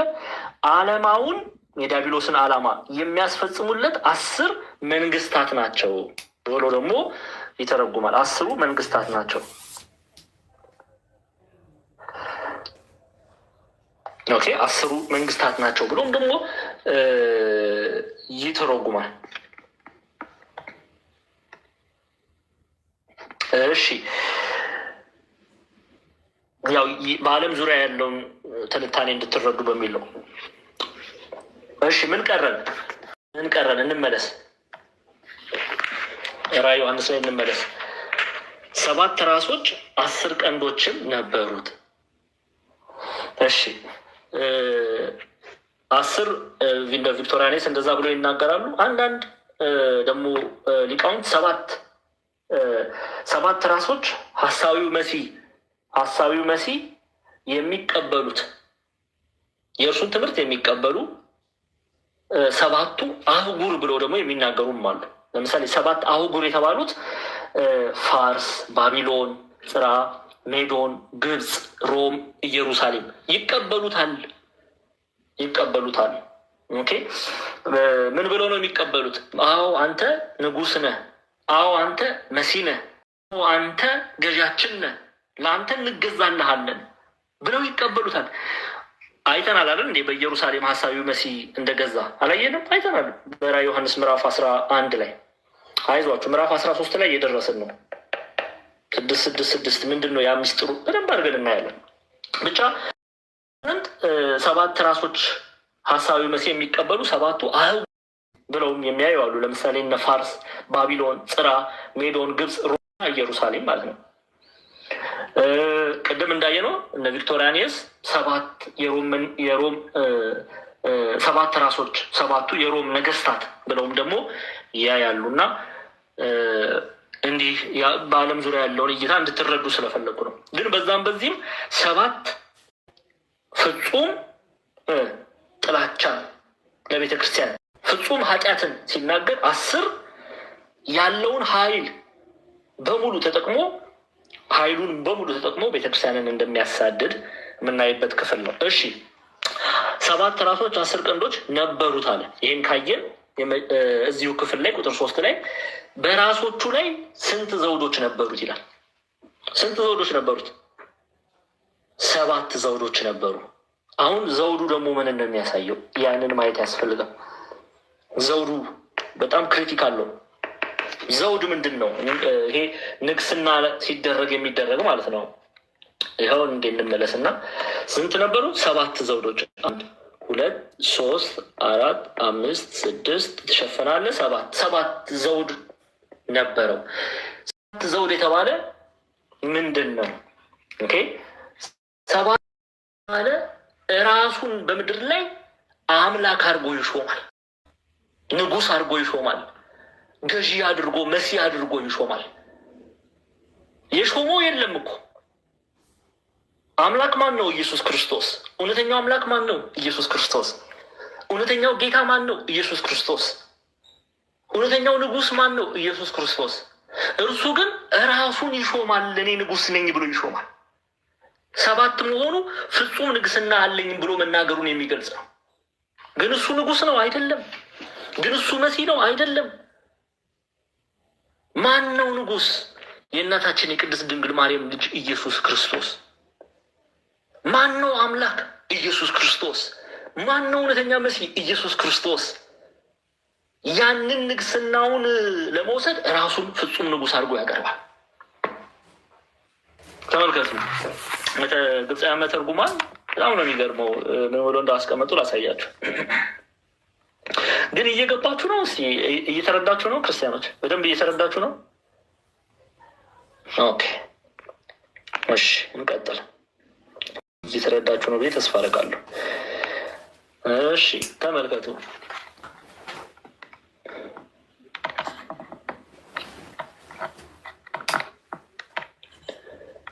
ሃይላይት ላድርግላችሁ። ኦን ሂዝ ሄድ 7 ዲያደምስ ዘውድ፣ በሰባቱ ራሶቹ ላይ 7 ዘውዶች አሉት። as he appoints himself as a king over the hearts of the wicked to dominate their thought, faith, intention, their sense and their behavior. ሙሉ ራሱን ምን ብሎ ንጉሥ አድርጎ ይሾማል በክፉዎች ላይ። ከዛ ምን ያህል ይቆጣጠራቸዋል።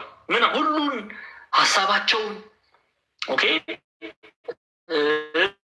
ህዋሳታቸውን ይቆጣጠራል። የእርሱን ግብር ሊፈጽምባቸው። ከዚህ ራሱን ፍጹም ንጉሥ አድርጎ ይሾማል ማለት ነው። he appoints himself፣ ራሱን ነው የሚሾመው። as a king over the heart of the wicked። አይ አንተ ንጉሳችን አይደለህም፣ አምላካችን አይደለህም፣ መሲህ አይደለህም የሚሉትን ምን ያደርጋል? ያሳድዳል፣ ይገድላል። አይተናል አይደል? እንደ በራዕየ ዮሐንስ ምዕራፍ 11 ላይ። አሁን ምዕራፍ 11 እየተረዳችሁ ነው? ብለው እንመለስ አንድ ምዕራፍ ወደኋላ። በትር የሚመስል መለኪያ ለእኔ ተሰጠኝ አለ። እንዲህም ተባለ፣ የእግዚአብሔር መቅደስ መሰዊያው በዚያም የሚሰግዱትን ለካ፣ በመቅደሱ ውጭ ያለውን እድሞ ለአሕዛብ ተሰጥቷልና ተወው አትለካው። እነርሱም 42 ወር የተቀደሰችዋን ከተማ ይረግጧታል። ኢየሩሳሌም ናት የተቀደሰች ከተማ የተባለ የተቀደሰ ነገር ስለተደረገባት ጌታችን መድኃኒታችን ኢየሱስ ክርስቶስ ቤዛ ሆኗል። በቀራንዮ ላይ ተሰቅሎባታልና የተቀደሰች ከተማ ይረግጧታል፣ ይገዛዋታል ማለት ነው። ከዛስ በኋላ ለሁለቱ ምስክሮች ማና ማን ይመጣሉ? ሄኖክና ኤልያስ ይመጣሉ። ለሁለቱ ምስክሮች ማቅ ለብሰው 1260 ቀን ትንቢት ሊናገሩ እሰጣለሁ። ሊቃወሙ አንተ ንጉሥ አይደለህም፣ አንተ አምላክ አይደለህም ብለው ሊናገሩ ይመጣሉ። ለምንድን ነው ማቅ ለብሰው የመጡት? ዘመኑ ማቅ የሚያስለብስ ነውና ሲሉ ይላሉ አባቶቻችን። የሀዘን ዘመን ነውና ሰዎች ንጉሥ ነህ ብለው ለሐሳዊ መሲህ ይሰግዳሉና ምን ማለት ነው? ይገዛሉና ማለት ነው። ስለዚህ ሄኖክና ኤልያስ ምን ይላሉ? ይመጣሉ። እነዚህ በምድር ጌታ ፊት የሚቆሙ 2 ወይራዎች፣ 2 መቅረዞች ናቸው። ማንም ሊጎዳቸው ቢወድ እሳት ካፋቸው ይወጣል፣ ጠላቶቻቸውንም ይበላል። ማንም ሊጎዳቸው ቢወድ እንዲሁ ሊገደል ይገባዋል። ስለተማርነው ትርጓሜውን ነው ቶሎ ማነብላችሁ። ኦኬ፣ ብቻ ቁጥር 7 ላይ ተመልከቱ። ምስክራቸውን ከፈጸሙ በኋላ ማና ማን? ሄኖክና ኤልያስ ምስክራቸውን ከፈጸሙ በኋላ ስለ ኢየሱስ ክርስቶስ ከመሰከሩ በኋላ ከጥልቁ የሚወጣው አውሬ ተመልከቱ። ከጥልቁ የሚወጣው አውሬ ይዋጋቸዋል፣ ያሸንፋቸዋል፣ ይገድላቸውማል ይላል። አያችሁ አይደለ? ያሸንፋቸዋል፣ ይገድላቸዋል። እሺ ለምን? ያው አንተ ሐሳዊው መሲህ ነው፣ ንጉሥ አይደለህም። ሐሳዊው መሲህ ቢሾም ሐሳዊ መሲህ ቅዱስ ዮሐንስ አፈወርቅ ሰው ነው ይላል። ግን በማን እርዳታ? በክፉ ባጋንንት በዲያብሎስ እርዳታ። በዛም አውሬው አለው ዲያብሎስን ዘንዶ እያለ የቀደመው እባብ እያለ ሲጠራው አይተናል። ዲያብሎስን ሐሳዊው መሲህን አውሬው እያለ ሲጠራው እናያለን። ግብራቸውን ለመግለጽ ነው። አንዳንድ መምህራን ዘንዶ፣ አውሬ፣ የቀደመው እባብ የሚለውን ያነሱና ሚስጥረ ሥላሴን እግዚአብሔር አምላክን ለመሳደብ ማስመሰል ነው። የክፉ ስራው ማስመሰል ነው። እና ዘንዶ፣ አውሬ፣ የቀደመው እባብ የሚለውን ነጥብ ያነሱና ሥላሴን አብ ወልድ መንፈስ ቅዱስን ለመሳደብ በዚህ መልኩ በተለያየ መልኩ ይገለጣል ይላሉ አባቶቻችን። እና ብቻ ኤኒዌይስ አላማው ምንድን ነው? ራሱን ይሾማል። ኦኬ ራሱን ይሾማል። ምን ብሎ? እኔ ንጉስ ነኝ ብሎ። ስለዚህ ዘውድ አድርጎ እናየዋለን። ራዕየ ዮሐንስ ምዕራፍ 12 ላይ የሚቃወሙትን ምን ያደርጋል? ሐሳዊ መሲህ ላይ እያደረ ይገድላል። ሄኖክና ኤልያስ፣ በነገራችን ሄኖክና ኤልያስ ምስክራቸውን ከፈጸሙ በኋላ ከጥልቁ የሚወጣው አውሬ ይዋጋቸዋል፣ ያሸንፋቸዋል፣ ይገድላቸዋል ይላል። ምን ማለት ነው? መሞት ሄኖክና ኤልያስ አልሞቱም። ኦኬ ሄኖክ ከእግዚአብሔር ጋር አካሄዱም ስላደረገ እግዚአብሔር ወስዶታል። ኤልያስም እንዲሁ። ግን ሰው ሞት የተገባው ነውና መሞት ስላለባቸው እግዚአብሔር ስለፈቀደለት ይገላቸዋል እንጂ ከእነርሱ ጋር ያለው ኃይል ከአውሬው ኃይል በልጦ ወይም ከሐሳዊው መሲህ ኃይል አንሶ አይደለም፣ ይበልጣል እንጂ ከእነርሱ ጋር ያለው እግዚአብሔር ነው። ይበልጣል፣ ያ ይበልጣል። ግን ይገድላቸዋል፣ ያሸንፋቸዋል፣ ይዋጋቸዋል የተባለው ስለፈቀደ መሞት ስላለባቸው ይሞታሉ። ከዛ በድናቸው በታላቂቱ ከተማ አደባባይ ላይ ይተኛል። ከዛ በኋላ ያው ስለተማርነው ምዕራፍ 11 ታውቃላችሁ፣ እግዚአብሔር አምላክ ያስነሳቸዋል። ኤኒዌይስ ወደ ምዕራፍ 11 አልመለስም፣ ሪኮርድ ስላለ ግቡና አድምጡ። ምዕራፍ 12 ላይ እንመለስ። ስለዚህ በራሱ ላይ 7 ዘውዶች ነበሩ ተብሎለታል። በራሶቹ ላይ 7 ዘውዶች ነበሩ። ራሱን ይሾማል። ፍጹም ንጉስ ነኝ፣ ፍጹም አምላክ ነኝ ብሎ ራሱን በኃጢአተኞች ላይ ይሾማል። የተቀበሉት የተገዙለትም እሱ ሀሳባቸውን ሁሉ ነገራቸውን ይቆጣጠራል። የእርሱ ማደሪያዎች ይሆናሉ ማለት ነው። ሲሎን የሚባሉ አንድ አባት አሉ እና ምን ይላሉ? ሰይጣን ሰላም ያለው ሰው ይላሉ የሰይጣን ማደሪያ ይሆናል፣ ሰይጣንም ሀሳቡን በሱ ላይ ይፈጽማል። ዛሬ ላይ ያነገሱት ሰዎች የሉ? ክፉ ዲያብሎስን ያነገሱ የሉ? ሞልተዋል። ሰላም ያሉ የሉም እንዴ? መንፈስ ቅዱስን ሰላም በሉ ሲባል ሰላም የማይሉ። እስቲ መንፈስ ቅዱስ እንዴት ነው ሰላም የምንለው? የእግዚአብሔር ቃል በመማር ቤተክርስቲያን በመሄድ ንስሐ በመግባት ስጋው ደሙን በመቀበል ቅዱሳን መጽሐፍትን በማንበብ ይህን በማንበብ ሰው መንፈስ ቅዱስን ሰላም ይላል። ዛሬ ትውልዱስ ዲያብሎስን ነው ሰላም የሚለው። እንዴት ነው ዲያብሎስን ሰላም የሚለው? ተሳዳቢዎችን ሞልተዋል አይደለ? አንዳንዴ ሲያሰኛቸው ነጠላ ይለብሳሉ ለማስመሰል ማለት ነው። የአጋንንት ባህሪው ነውና እነሱን ሄዶ ነው ሰው ሰላም የሚለው። ስድባቸውን ይጋታል። መርዝ የሆነ ከክርስቶስ የሚለየውን ድምፃቸውን ያደምጣል። ሲያሰኛቸው ደግሞ ነጠላ ይለብሳሉ። ሌላስ ምንድን ነው የሚያደርገው? የምታውቁት ነው። መጥፎ ነገርን በአይኑ በማየቱ ብልግናውን፣ ጭካኔውን፣ ዘረኝነቱን የሚያደርግ ሰው ማንን ነው ሰላም የሚለው? ዲያብሎስን። የሚሳደብ ሰው ማንን ነው ሰላም የሚለው? ዲያብሎስን። ስለዚህ በእነርሱ ላይ ዲያብሎስ ይነግሳል ማለት ነው። ኦኬ እሺ፣ ቁጥር 4 አሁን ቁጥር 4 ጋር ከመሄዴ በፊት ምክንያቱም ቁጥር 3ን ስትረዱ ቁጥር 4ን በደንብ ትረዳላችሁ። ሰው ቁጥር 3ን ሳይረዳ ቁጥር 4ን ሊረዳ ፈጽሞ አይችልም። አሁን እስካሁን ድረስ ከቁጥር 1 2 3 ሁለት መርሃ ግብር ወስደናል። ክርስቲያኖች የተማርነውን አስተውሉ። ቁጥር 4 ላይ አሁን ስሙ። ቁጥር 3ን ካያችሁ በኋላ ቁጥር 4ን ስሙት ምን እንደሚል እግዚአብሔር ቃል። ጅራቱም የማን? የዲያብሎስ ጅራቱም ይላል። በደንብ ስሙ። አሁን ጅራቱም የሰማይ ከዋክብትን ሲሶ ማለት መቼም ግራ አትጋቡም፣ ተምረናል። 1/3 ማለት ነው። ጅራቱም የሰማይ ከዋክብት ሲሶ እየሳበ ወደ ምድር ጣላቸው ይላል። ከዚህም ጀምር። አሁን ጅራቱም የዲያብሎስ ጅራቱም የሰማይ ከዋክብት ሲሶ እየሳበ ወደ ምድር ጣላቸው። እሺ ምን ማለት ነው? የሰማይ ከዋክብት የተባሉት በብዙ ይተረጎማል። ኦኬ፣ በብዙ ይተረጎማል። ለምሳሌ ሁለት አባቶችን እናንሳና ከዛ ደግሞ ኢትዮጵያ ሊቃውንትንም እናያለን። ኦኬ፣ በደንብ ሀሳቡ እንድትረዱት ነው። በዚህ ዙሪያ በቁጥር 4 ዙሪያ ያሉ ትርጓሜዎችን ነው የምናየው። ኦኬ፣ የሰማይ ከዋክብት የተባሉት አንድም ለሰማያዊ ክብር ተጠርተው የነበሩ ምዕመናን፣ ከነሱ መካከል 1/3 ሐሳዊ ዲያብሎስ ከነበረው ክብር ከሰማያዊ ክብር ያወርዳቸዋል ማለት ነው። ጅራቱም የሰማይ ከዋክብትን ሲሶ እየሳበ ወደ ምድር ጣላቸው ይላል። የሰማይ ከዋክብት የተባሉ አንድም ምዕመናን፣ ከምዕመናን 1/3 ቀላል እኮ አይደለም። በጣም ብዙ ቁጥር ነው። ለምሳሌ ምሳሌ ነው። ኦኬ፣ ምሳሌ ነው። ካልኩሌተር እናውጣና እኔ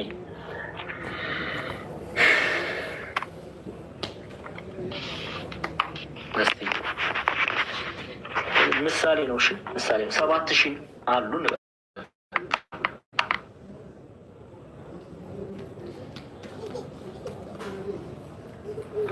ምሳሌ ነው። 7000 ምዕመናን፣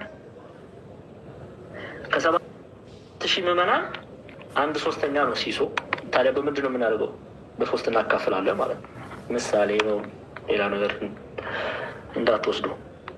7000 ምዕመናን ቢኖሩ 1/3 ስንት ይሆናል? 2333 በአጋንንት ስርዓት ውስጥ ይወድቃሉ ማለት ነው። ይከተሉታል ማለት ነው። ይሄ ታዲያ ይገርማል። እያየን አይደል? ዛሬ እያየን አይደል? እስቲ 6000 እናድርገው። 1/3 ቢሆን 2000 ይከተላል ማለት ነው። 2000 ይከተላል ማለት ነው።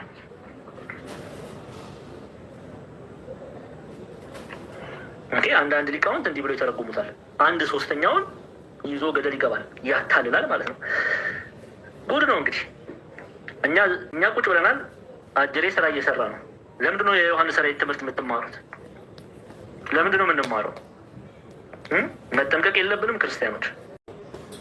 እኛ እኮ ተወስደናል እኮ። እኛ እኮ ተወስደ ሀሳባችን፣ አይምሯችን በፖርኖግራፊው፣ በዘረኝነቱ፣ በዝሙቱ፣ ይሄ በቃ ቅድም ኃጢአተ አዳም አለው፣ ቅጥለተ አቤል አለው፣ ጥቅመ ሰናዖር አለው፣ ኃጢአተ ሰዶም አለው፣ ኃጢአተ እስራኤል አለው፣ ቅጥለተ ዘካርያስ አለው፣ ሞተ ወልደ እግዚአብሔር አለው። አልተወሰድንም? ተወስደናል። ታዲያ አሁን አያሳዝንም? ማን ነው ለእነዚህ ነፍሳት ተጠያቂ የሚሆነው? ትውልድ የእግዚአብሔርን ቃል ማድመጥ አይፈልግም። እያያችሁ ነው። ደከምን። ኑ ተማሩ ስትሏችሁ ይሰድቧቸዋል። ፎሎወር እና ላይክን ለመለቃቀም ግን ኤኒዌይስ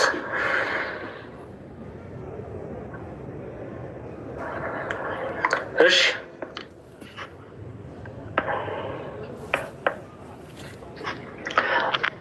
አይ አማን፣ ይሄ አንዴ ላሳያችሁ። ከራሴ እያወጣሁ ማወራ ነው አለ ይመስላችሁ?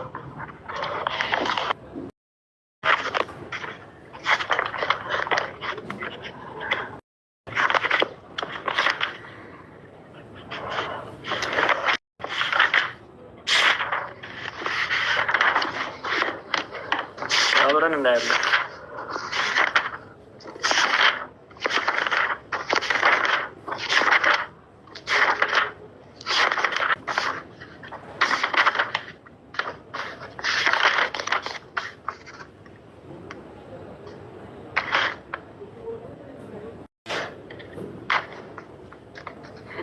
ይኸው ከራሴ እያወጣሁ ማውራ ነው የመሰላችሁ። ይኸው ተመልከቱ።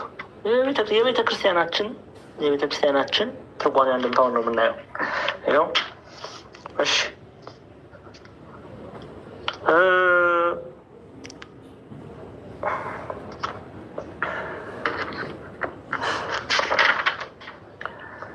እሺ፣ ዘውድ ከማድረጉ ልጀምርላችሁ። ይኸው 10 አለቆች ያሉት 10 አለቆች የኔ ናቸው ይላል። አንድም ያን ጊዜ ይሾማል። የአለቃ አለቃ ያለው የኔ ናቸው ይላል። አንድም ያን ጊዜ ይሾማል። አርዌው ብሎታል። ኦኬ ያለ ይቀጥልና ተመልከቱ። ሰማያውያን ከሆኑ በኋላ ይሄው እዚህ ጋር ኑልኝ ምዕመናንን ሰማያውያን ከሆኑ በኋላ በማራቱ ምዕመናን ምድራዊ ስራን ያሰራቸዋል። እና አሁን እኔ የተናገርኩት መጽሐፍ ቅዱስ ነው የተናገረው ወይስ አባቶቻችን? ያው እያያችሁ አይደለ? አሁን እንዲህ ብል እንደ ዲያቆን ዛማኔ ሊቆጠል ምናምን ሊሉ እኮ የሚፈልጉ ሰዎች ይኖራሉ። ዋሸው እኔ ይኸው አንድምታውን እኮ ነው የምትማሩት። ለእናንተ በሚቀላችሁ መልኩ እንድትረዱት ሰዓታችን ለመጠበቅ በሚል እንጂ ይኸው አንድምታ ትርጓሜ ኢትዮጵያውያን መተርጉማን እንዲህ ብለው ይፈቱታል። እና ያለን ደግሞ እነ ቪክቶሪያኒስ ምን ብለው እንዳስቀመጡ፣ ኦኬ ሌሎች ሊቃውንት ምን ብለው እንዳስቀመጡ፣ እንደ እንድሪያስ ዘቂሳሪያ የመሳሰሉ ምን ብለው እንዳስቀመጡ እናያለን። ኦኬ ኤኒዌይስ ምንድን ነው የሚለው? ሰማያውያን ከሆኑ በኋላ ከፍ ላለ ክብር አምነው ተጠምቀው ቤተክርስቲያን ከተጨመሩ በኋላ ያደርጋቸዋል። ሰማያውያን ከሆኑ በኋላ በማሳቱ ያስታቸዋል ማለት ነው። ማን ነው የሚያስተው? አውሬ የተባለው ዲያብሎስ በማሳቱ ምዕመናንን ምድራዊ ስራን ያሰራቸዋል። ምድራዊ ስራ የተባለ ምንድን ነው? ዝሙት። ምድራዊ ስራ የተባለ ምንድን ነው? ስድብ። ዛሬ ተሳዳቢ አይደል እንደ ቲክቶኩን የሞላው ሙልጭ አድርገው ከዛ ደግሞ ነጠላ አድርጋ ደግሞ ስትዘምር ታገኟታላችሁ። በግልጽ መነጋገር ያለብን አይመስላችሁም? ኦርቶዶክሳውያን ክርስቲያኖች እንዴ! አይ ይሄ እኮ ነፍስ ገዳይነት እኮ ነው። ዝም ማለት ነፍስ ገዳይ። ኃጢአት ከእግዚአብሔር ይለየናል፣ ይገድለናል። በቃ ንስሐ እንግባ፣ ስጋው ደግሞ እንቀበል፣ እንመለስ። ቤተክርስቲያን መመላለሱ ንስሐ ካልገባን ስጋው ደግሞ ካልተቀበልን ምን ይጠቅመናል? ምንም። ይኸው በማሳቱ ምዕመናንን ምድራዊ ስራን ያሰራቸዋል። ምድራዊ ስራን ያሰራቸዋል። ምዕመናን የተባለን እኔና እናንተ ማለት ነው። መንፈስ ቅዱስ እንዲርቅ ያደርጋል ማለት ነው። እንዴት ነው መንፈስ ቅዱስ ይርቃል እኮ ይሄን አታውቁም? ይርቃል፣ በደንብ ይርቃል። መንፈሳዊ ፍሬ ማናፈራ ከሆነ ስጋዊ የሆነ ምድራዊ የሆነ ዲያብሎሳዊ የሆነ ፍሬ የምናፈራ ከሆነ መንፈስ ቅዱስ ይርቃል።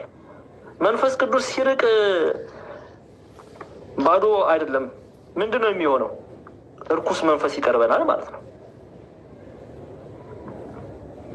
ስለዚህ ሲሶ አለ 1/3 ኦኬ። ለምሳሌ 10,000 አሁን ስንት 7 ሚሊዮን ህዝብ ነው ያለው። ዝም ብለህ 8 ሚሊዮንን ብለን እንያዘው። 8 ሚሊዮን ህዝብ አለ በዓለም ዙሪያ 8 ሚሊዮን በ3 እናካፍለው ማለት ነው። ይሄ ዲያብሎስ ነው ማለት ነው። በዲያብሎስ የሚስተው ይሄ ነው ማለት ነው። ሲሶ 1/3 ይቅርታ፣ ቢሊዮንም ሆነ ሚሊዮን ብቻ እናንተ ሂሳቡን ስሩት። እሱን ችግር የለም። 8 ቢሊዮን ነው። ኦኬ ቢሊዮን ሶሪ። ኤኒዌይስ እሱ አይደለም። አሁን እሱ አይደለም። 7 ሰዎች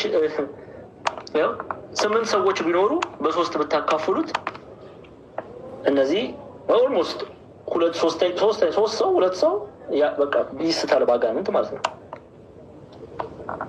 4 ሰዎች ቢኖሩ ኦልሞስት አንደኛው ሰው ባጋንንት ይስታል ማለት ነው። ኦኬ እየገባችሁ ነው? ለዛ ነው 2000 ሰው ቢኖር የ2000 1/3 ብታደርጉት 666 እንደዛ ይመጣል ማለት ነው። 9000 ሰው ቢኖር በ3 ብታበዙት 3000 ሰው 1/3 ባጋንንት ይስታል ማለት ነው። ኦኬ እንቀጥል።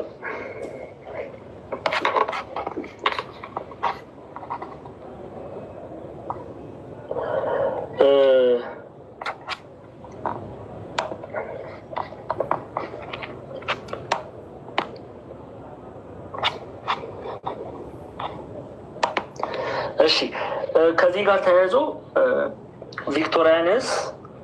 ቪክቶሪያኔስ እና ደግሞ እንድሪያስ ዘቂሳሪያ ዲያብሎስን ተከትለው የወደቁ መላእክት ብለው ደግሞ ይተረጉማሉ። ይህንንም እንዳስረድ የያዙት ኦኬ። ኢትዮጵያን ሊቃውንት ምዕመናን ይላሉ እንድሪያስ ዘቂሳሪያም ሆነ ቪክቶሪያኔስ ከመላእክት መካከል ዲያብሎስን ተከትለው የወደቁ መላእክት መኖሪያቸውን የተዉት የሚለው የይሁዳ ምዕራፍ 1 ያው በአንድ ምዕራፍ ይነበብ ዘንድ ያመች ዘንድ በአንድ ምዕራፍ ያስቀምጡታል አባቶች። ይሁዳ 1:6 ላይ ስትመጡ ዲያብሎስን ተከትለው የወደቁት መላእክት የሚለውን ሀሳብ ደግሞ ያነሳሉ።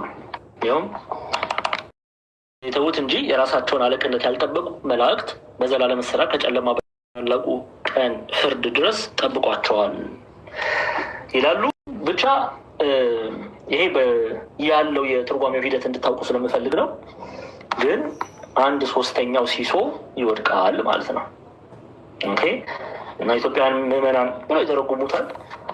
እንጠንቀቅ ለማለት ነው። ወደ ራዕየ ዮሐንስ ስንመለስ ምዕራፍ 12 ላይ ነው ያለነው።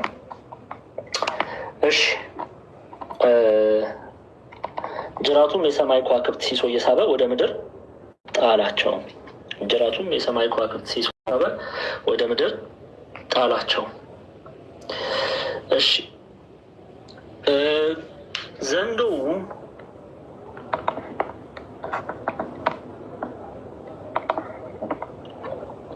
ሴቲቱ በወለደች ጊዜ ሕፃኗን እንዲበላ ልትወልድ ባላት ሴት ፊት ቆመ ይላል።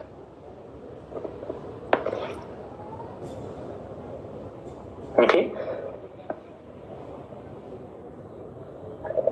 ዘንዶውም ሴቲቱ በወለደች ጊዜ ሕፃኗን እንዲበላ ልትወልድ ባላት ሴት ፊት ቆመ። ምን ማለት ነው? ይሄ የሚያሳየው ምንድን ነው? ዘንዶ የተባለ ቅድም ጀምረን ስንማር ቆይተናል። ዲያብሎስ ኦኬ፣ ዲያብሎስ ሰይጣን። ሴቲቱ ማናት? ቤተ ክርስቲያን እመቤታችንም ትወሰዳለች፣ አይተናል። ዘንዶም ሴቲቱ በወለደች ጊዜ ሕፃኗን እንዲበላ ልትወልድ ባላት ሴት ፊት ቆመ ይላል። ምን ማለት ነው? መቆም ምንን ነው የሚያሳየው?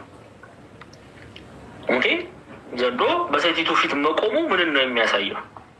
ይህንን ማወቅ ያስፈልጋል።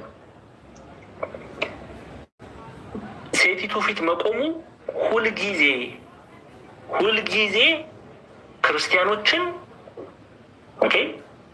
ክርስቲያኖችን ቤተ ክርስቲያንን ለማሳደድ ሁልጊዜ እንደሚቆም ሁልጊዜ አሁን ለምሳሌ ቆመ ስንል ለምሳሌ ቅዱስ ገብርኤልን ስንመለከት እኔ በእግዚአብሔር ፊት የምቆመው ገብርኤል ነኝ ይላል።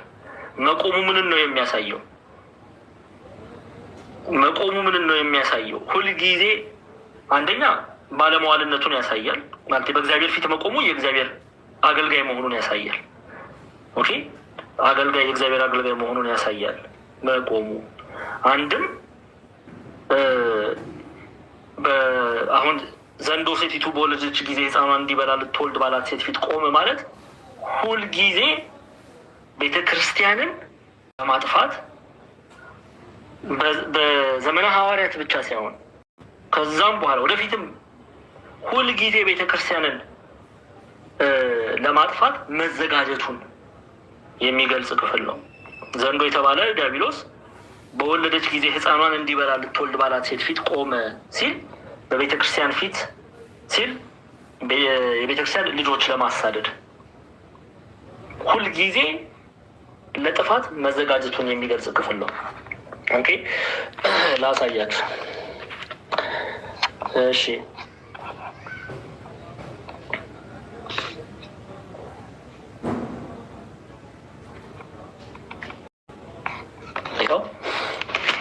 በቤተ ክርስቲያን ፊት ያው በእመቤታችን ፊት ስንል ቤተክርስቲያን እያልን ነው። ይሄ እናንተ ስለተማራችሁ በደንብ ታውቃላችሁ። ተመልከቱ ኢትዮጵያ ሊቃውንት ምን ብለው እንደሚያስቀምጡ።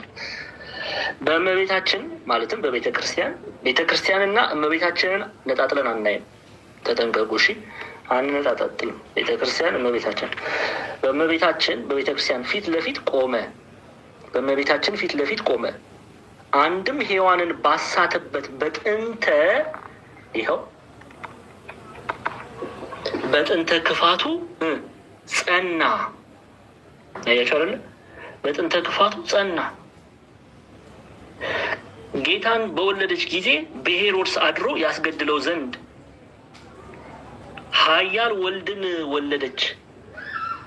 ስለዚህ በክፋቱ ጸና፣ በበደሉ ጸና። አያት ሁልጊዜ ለጥፋት መጽናቱን ነው የሚያሳየው። ሁልጊዜ ለጥፋት መጽናቱን ነው መቆሙ የሚያሳየው። ሁልጊዜ ዲያብሎስ ቤተክርስቲያንን ያሳድዳል። ቤተክርስቲያንን በማሳደድ ቅዱሳንን በማሳደድ የጸና ነው። ቀጥ ብሎ መቆም መጽናትን ነው የሚያሳየው፣ ለክፋት መጽናቱን። የሚገርማችሁ ነገር ዲያብሎስ በክፋት አይደራደርም፣ በክፋት የጸና ነው። ሁልጊዜ ክፉ ነው ዲያብሎስ። እንዲያው አንዳንድ ጊዜ የሚባል ነገር የለም። እየሰማችሁኝ ነው? ለኃጢአት ለበደል ሁልጊዜ የጸና ነው። እየሰማችሁ ነው?